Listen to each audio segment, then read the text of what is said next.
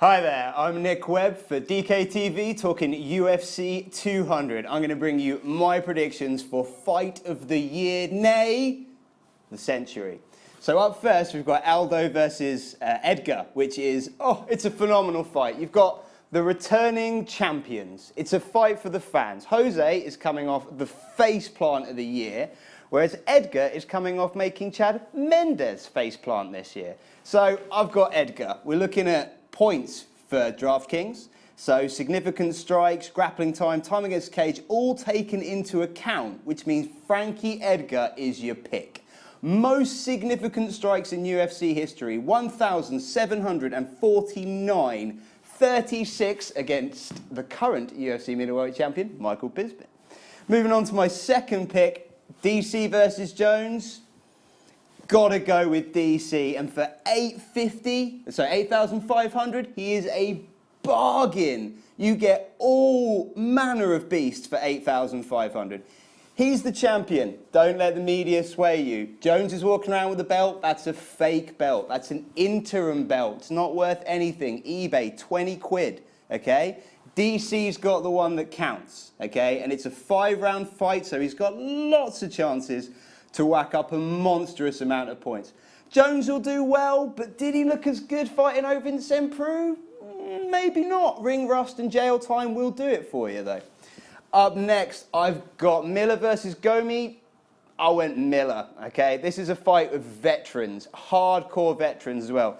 Gomi has been in the game since Pride. Gomi is a legend that they tell children to keep them to behave, okay? He is a monster, a scary, scary, scary man.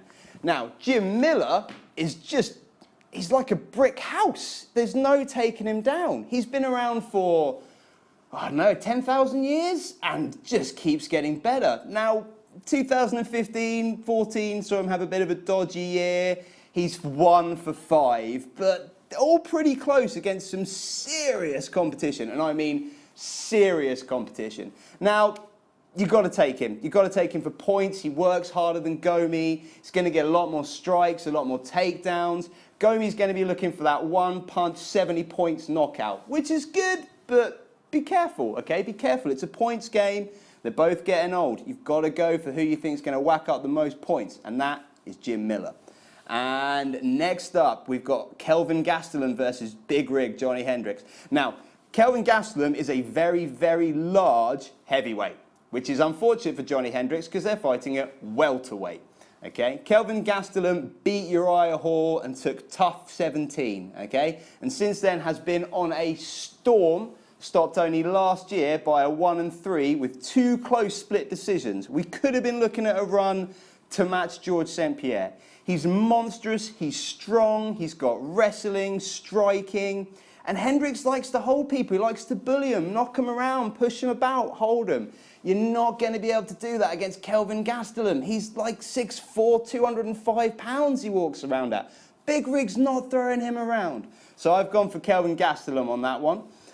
Now, last pick, Cain Velasquez. Now, he was my big spend, but you've got to trust me, he was worth every single penny. Cain Velasquez is the 2-time returning UFC heavyweight champ. Lost only last time to Verdum due to a little bit of cardio problem and fighting at altitude in Mexico.